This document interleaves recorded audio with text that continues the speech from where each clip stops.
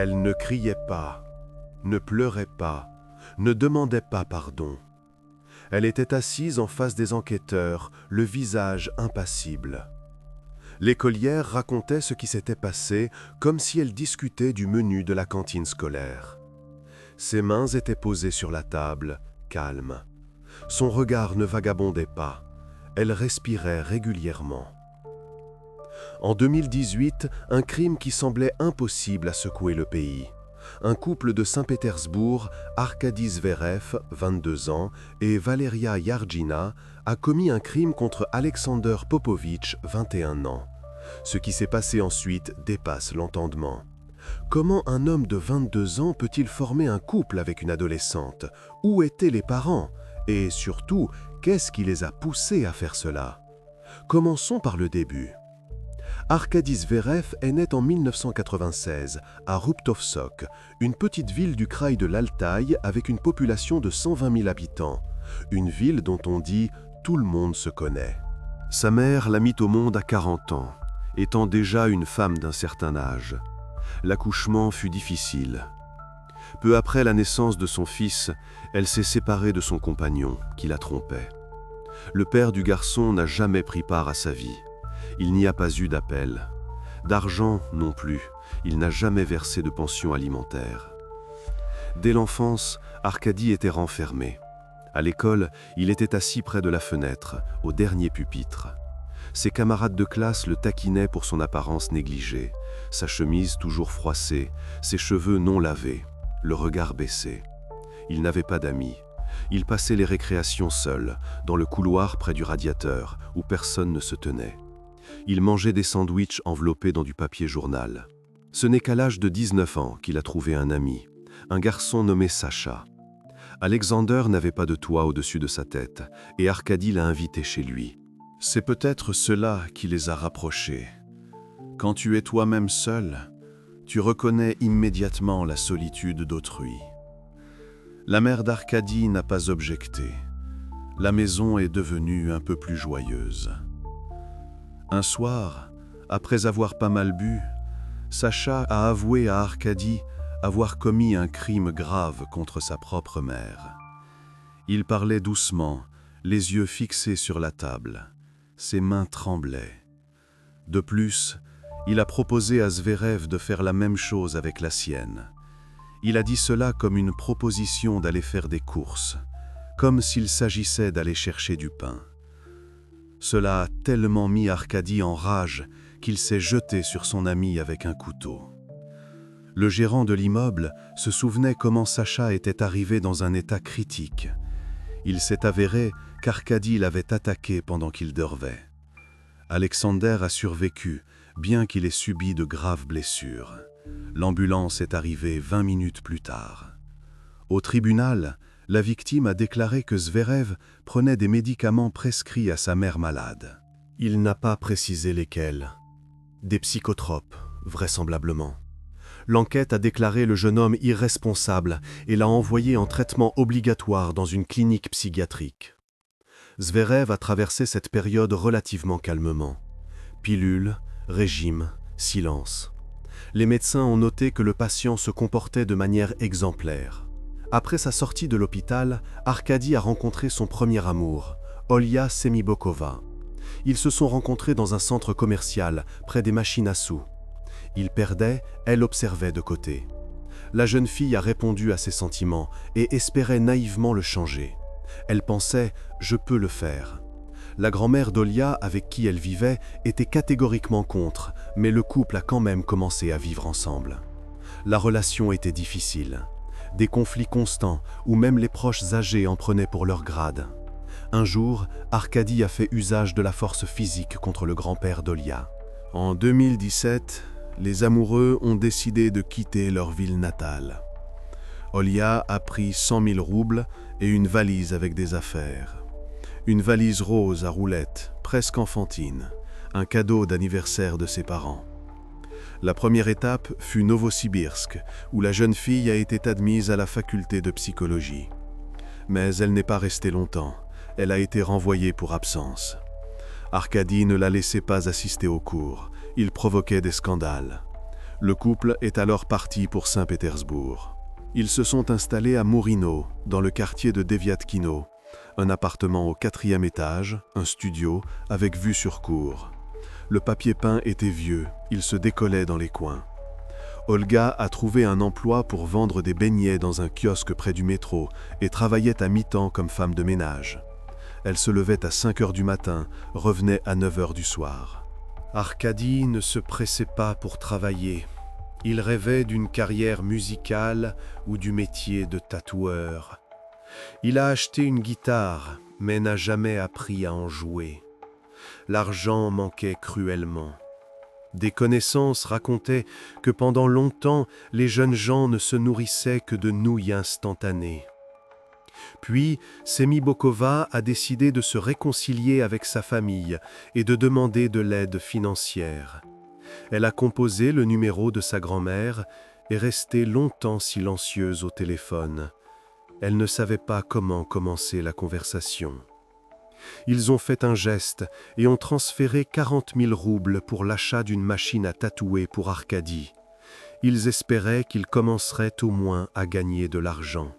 Cependant, 4 jours après le virement de l'argent, un malheur est arrivé. Olga est décédée après une chute d'une hauteur. Alors que le couple vivait au 4e étage, elle a été trouvée près du 9e. Les voisins ont dit: ils ont entendu des cris, des disputes, le fracas de meubles. Zverev a affirmé qu'il dormait profondément à ce moment-là. Sur les réseaux sociaux, il a publié un long message où il exprimait son choc et sa douleur. Il écrivait sur leurs 3 années de vie commune, sur la dépression d'Olia, sur le fait que la journée avait été magnifique. Il demandait pourquoi cela lui arrivait à lui. Les abonnés exprimaient leurs condoléances. Zverev n'a pas été poursuivi. Le décès de la jeune fille a été attribué à une décision personnelle. Personne n'a cherché à savoir comment elle s'était retrouvée plus haut. Arkady a immédiatement déménagé de l'appartement de Mourino. Il a fait ses affaires en 1 heure, a pris la valise rose d'Olia et est bientôt parti travailler à Moscou. Avant cela, par l'intermédiaire d'une connaissance, il avait acquis un costume de Venom, un anti-héros de la franchise Spider-Man. Tout l'été, Zverev a travaillé comme animateur sur le Nouvel Arba, se photographiant avec les touristes. Au début, les criminels ont dit qu'ils voulaient simplement manger. Ils sont restés silencieux longtemps. Puis ils ont avoué que ce qui s'était passé était dû à une dispute. Au cours de l'interrogatoire, il s'est avéré que personne n'avait harcelé personne. Lera a simplement manipulé Zverev et l'a forcé à faire cela pour elle. Lors de l'examen médical, il a été établi que l'écolière n'avait jamais eu de relations intimes. Il n'y a aucune trace de violence physique. Pourquoi Arkady l'avait emmenée de Sotchi est resté inconnu. Il n'a jamais répondu à cette question, se contentant de détourner le regard. Lera a délibérément trompé Zverev, le provoquant à commettre des actes illégaux, parce qu'elle l'aimait ça. Elle observait de côté et en tirait du plaisir. Les employés du comité d'enquête de la Fédération de Russie, SKR, étaient convaincus que l'idée de ce qui s'était passé lui appartenait. Elle l'a proposé la première. Arkady a d'abord hésité, mais elle a insisté. Elle disait que ce serait une expérience spéciale. Lors des interrogatoires, contrairement à un Zverev abattu, elle s'est montrée imperturbable. Elle racontait tout en détail et prenait visiblement du plaisir. Elle souriait parfois, arrangeait ses cheveux. Les enquêteurs ont noté une absence totale de remords. Un des employés du SKR a avoué à ses collègues qu'en 20 ans de travail, il n'avait jamais rien vu de pareil. Arkady, lui, a demandé une audience à huis clos, expliquant qu'il ne voulait pas de notoriété et qu'il comprenait la gravité de son acte. Il parlait doucement, regardait la table, ses mains tremblaient. Il a demandé pardon aux proches de Popovitch. L'expertise psychiatrique de Lera a montré qu'elle avait pleinement conscience de ce qui se passait. Elle comprenait qu'elle causait un préjudice irréparable, qu'elle enfreignait la loi, Simplement, elle n'y voyait rien de mal. Pour elle, c'était un divertissement, une façon d'acquérir une nouvelle expérience. À la question de savoir si elle le regrettait, elle a répondu « Non, c'était intéressant ». Pendant ce temps, les proches d'Alexandre ont dû l'enterrer en 2 étapes. Les premières funérailles se sont déroulées sans tout. Le cercueil était fermé, personne n'a vu. Lorsque, à l'issue des expertises médico-légales, les forces de l'ordre ont rendu ce qui manquait, les secondes funérailles ont eu lieu. La mère n'est pas venue aux secondes. Elle n'a pas pu. Elle est restée à la maison. Reprenant ses esprits, Arkady s'est repenti lors d'un des interrogatoires. Il pleurait dans sa cellule, criait la nuit. Dans sa cellule de détention provisoire, il a même tenté de se suicider. Il a été sauvé au dernier moment. Mais Arkady ne s'est jamais vraiment remis. Le jeune homme est décédé après 2 mois de coma. Son cerveau ne s'est pas remis après le manque d'oxygène. Il a été enterré près de Saint-Pétersbourg, en périphérie du cimetière. Une tombe sans monument. Le destin de sa complice fut tout autre. Bien qu'elle fût en substance une complice, elle n'avait pas l'âge requis au moment du crime. Il était impossible de la condamner. La responsabilité pénale intervient plus tard. La loi est la loi. Elle a été renvoyée dans le kraï de Krasnodar, à Sotchi. L'écolière est allée dans une école ordinaire, rattachée à un internat. La mère avait déjà été déchue de ses droits parentaux à ce moment-là. Léra communiquait peu avec les autres. Elle restait seule pendant les pauses. Des camarades de classe ont raconté qu'un jour, en discutant de quelque chose, Valéria a parlé de son expérience. Elle l'a dit fort, tout le monde a entendu. Quelqu'un a ri, pensant que c'était une blague. Mais ensuite, quelqu'un a cherché sur Google et ils ont découvert la vérité. La panique a éclaté. Après cela, les parents des élèves se sont rebellés. Ils ont écrit une plainte collective au directeur. Ils exigeaient qu'elle soit renvoyée de l'école. Ils menaçaient de retirer leurs propres enfants. Le rat a été transféré dans une école spéciale de type fermé. L'écolière déménageait partout avec une valise rose héritée d'Olia Semibokova. Elle la gardait sous son lit. Il est intéressant de noter qu'il n'a pas non plus été possible de la placer dans une clinique psychiatrique. Les diagnostics psychiatriques n'ont pas été confirmés. L'expertise a montré, elle est saine d'esprit. Elle était consciente de la nature de ses actions, pouvait les contrôler. Simplement, elle n'a pas jugé nécessaire de s'arrêter. Fin 2022, des informations sont apparues selon lesquelles Valéria avait remporté un prix au concours municipal de poésie. Elle a obtenu la 3e place pour la lecture d'un poème. À la fin de ses études, la jeune femme a décidé d'obtenir 2 spécialités à la fois, cordonnière et cuisinière. Elle a même cherché un collège où on lui enseignerait les bases de l'art culinaire. Elle a finalement renoncé à la section cuisine. Elle n'a pas été acceptée après une vérification de son passé.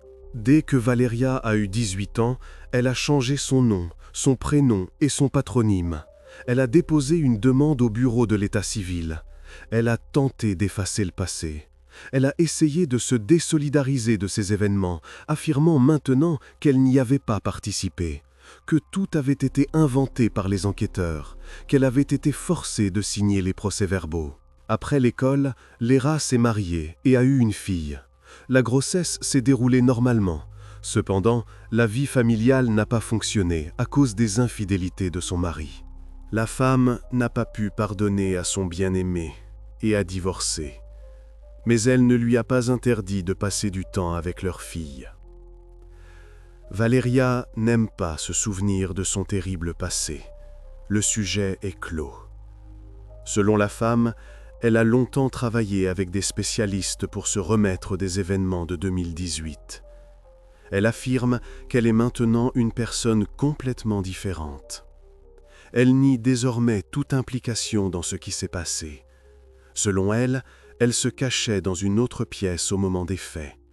Elle affirme qu'elle a eu très peur, s'est recroquevillée dans un coin de terreur et ne pouvait plus bouger. Elle n'a rien fait du tout. C'est Arkady qui a tout fait lui-même.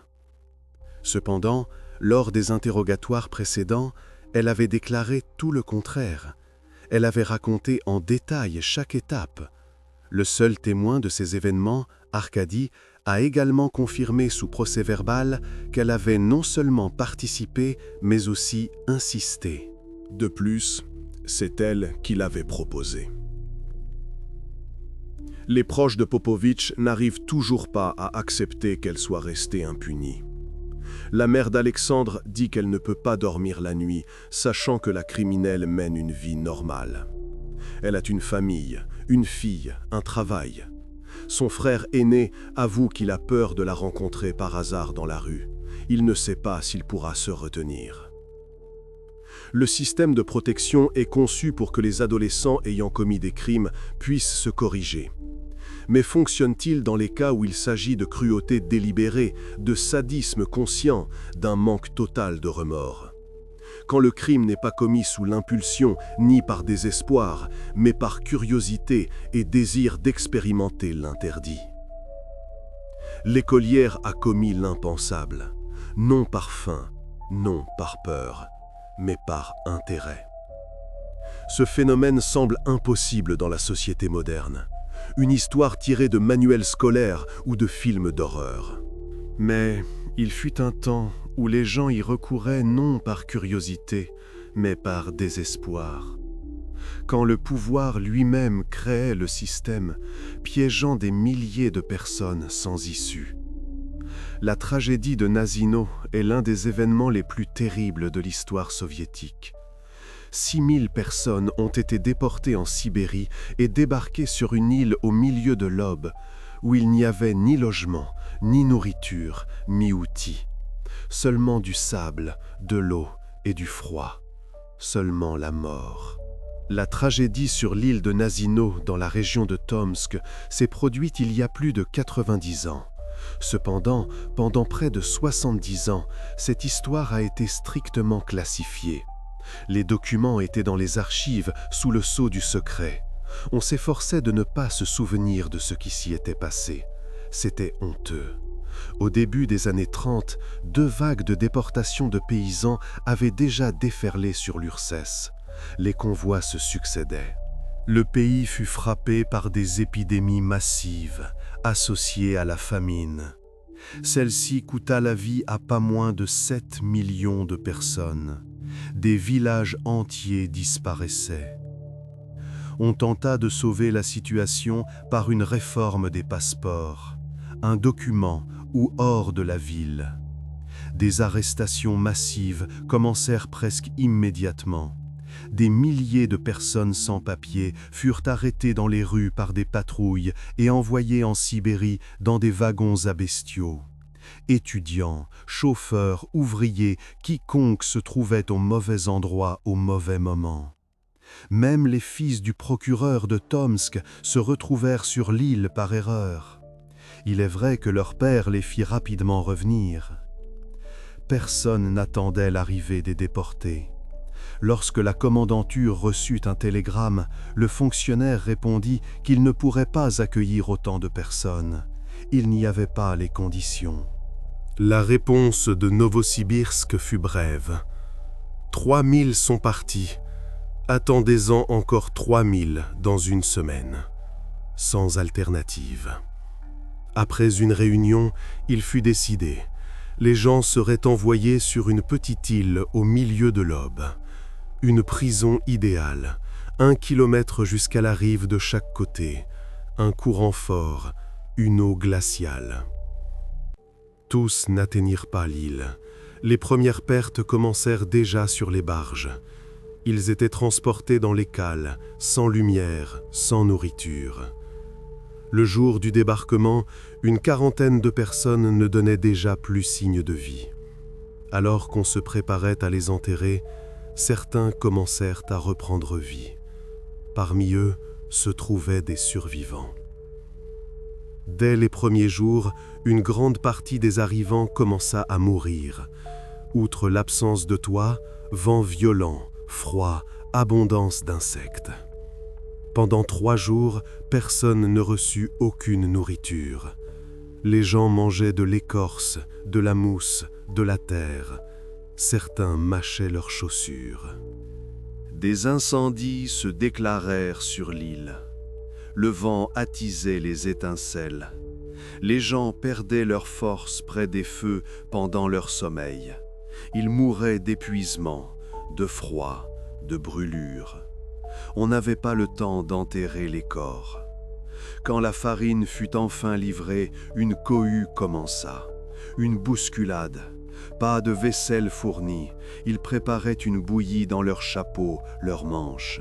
Certains se jetaient sur la farine sèche et s'étouffaient. Tous furent divisés en brigades. Des criminels se frayaient un chemin pour devenir chefs de brigade et s'appropriaient les rations. Ils ne partageaient qu'avec les leurs. Les criminels s'organisaient en bandes, chassaient les autres, leur prenaient leurs vêtements, leurs objets de valeur. Bientôt, l'indicible commença. D'abord sporadiquement, puis à une échelle terrifiante. Chaque jour, de nouvelles victimes. Il subsiste la transcription d'une conversation avec l'un de ceux qui commit cet acte. Il fut pris en flagrant délit. Il expliqua calmement sa logique aux enquêteurs.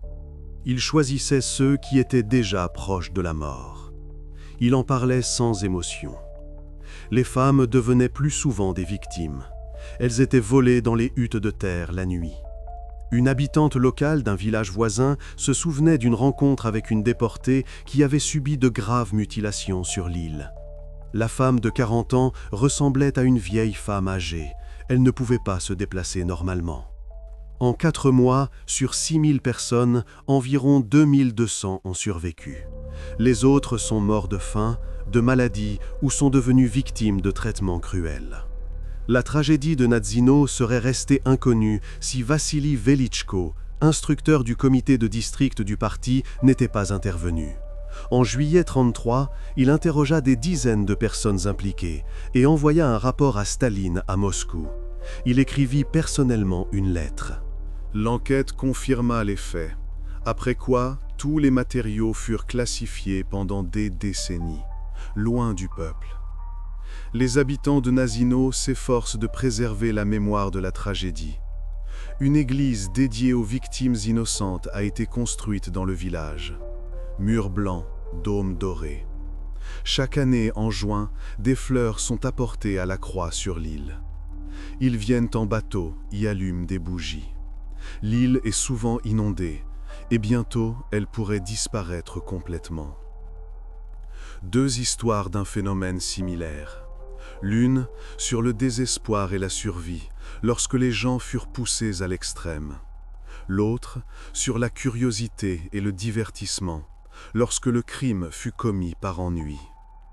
Sur l'île de Nazino, les gens en sont arrivés là parce qu'ils mouraient de faim. Il n'y avait pas de choix. Dans la localité de Mga, une écolière et un jeune homme de 22 ans ont commis l'impensable, ayant de l'argent en poche. Il y avait un choix. Là-bas, le désespoir. Ici, le choix. Là-bas, des milliers de victimes du système. Ici, un jeune homme qui a fait confiance aux mauvaises personnes. Et maintenant, la criminelle vit en liberté. Elle élève sa fille, travaille, se construit une vie sous un nouveau nom. Elle nie le passé, bien que les procès-verbaux d'interrogatoire disent le contraire. Elle marche dans les rues de la même ville où elle a jadis commis l'impensable.